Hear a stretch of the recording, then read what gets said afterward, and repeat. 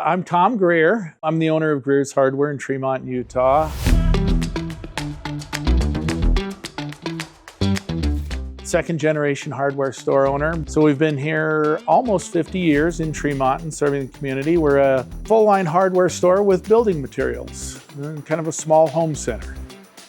I've always kind of been interested in solar, and having a fairly large power bill in a business, I thought it would be a great way to maybe lower my power cost, and found out about a lot of the incentives that you could get from the government that made sense to put on my building. And when I built my house, I built it at the right time and had some extra money left over from selling my old house. And so I thought, I'm going to take that extra money and put solar on my house. So I started looking for someone. Greenbox was rated really good on the internet, and so I called them up.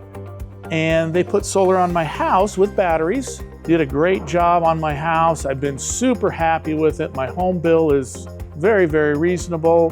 When I decided to put more on my business, and I decided I wanted to have some batteries so that I'd be able to have my business running during power outages also, I went with Greenbox because they had done such a good job for me at my house. I've actually had a day that the power was out in town for a few hours.